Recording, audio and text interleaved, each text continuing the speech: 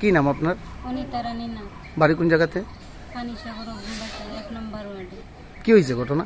ঘটনা আমি 30 তারিখে একটা গ্রুপের মিটিংয়ে যাইতে আসছিলাম।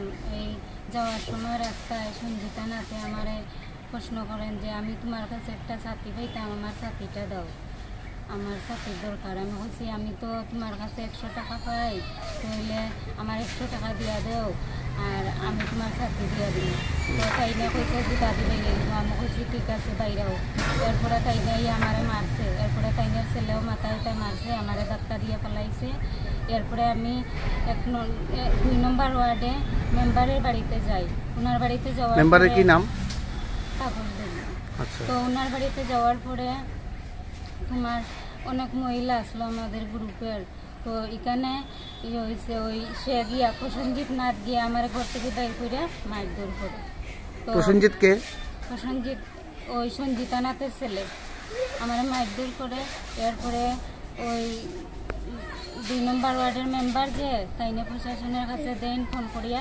এরপরে তারা গিয়ে আনা পরে সন্ধ্যা পরে আবার তারাই নিয়ে আনেন। মানে তারাই মেম্বারের পক্ষ থেকে থানাতে ফোন করা হয়েছে? থানা গেছে যথারীতি গিয়া আপনারা লিয়েছে? এরপরে তারাই আবার হেরে নিছেন বাইর করে। এরপরে দিকে তোমার তখন তো হে ঘোরাফেরা করতেছে না আন্দোলন। থানা কারে দুইটা আনছিল? অভিযুক্ত যে কারে কারে দুইটা আনছিল? একজন দিয়ে আনছে প্রসেনজিৎ নাথ। তার মারে আনছে না? না। যখন মারধর করে রাস্তাতে তখন আশপাশ এলাকার কেউ দেখছেনি? আশপাশ এলাকার কেউ দেখছে, আমি দেখছি না।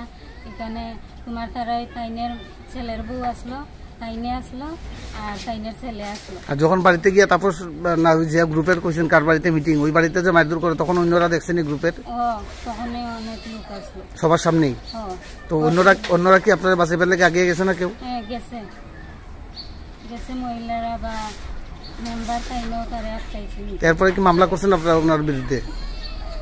এরপরে আমরা 1 তারিখে আইয়া জমা দিছি কাগজ।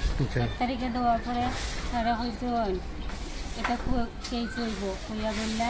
এরপর থেকে এখন কালকে আমরা আইলাম, আমরা রোজাইতেছি। কালকে স্যারে কইছেন এটা মানে আজকে হইব, ওখানে আজকে হয়েছে। আপনার মানে প্রথম গিয়ে পুলিশ তারা 2 জন ছিল, এবার সাইডেও দিছে? তো আপনারা পানিসাগর থানাতে কেসটা দাখিল করছিলেন বিগত 1 তারিখে এবং আজকে চলে 4 তারিখ। আজকে আপনারা ইয়া শুনছেন যে কেসটা আজকেই নেওয়া হয়েছে। এখন আপনারা কি চাইতেছেন? আমি চাইছি আইন দেখতে। কি দিয়ে মারধর করছে আপনারা মা ছেলে মিল্লা?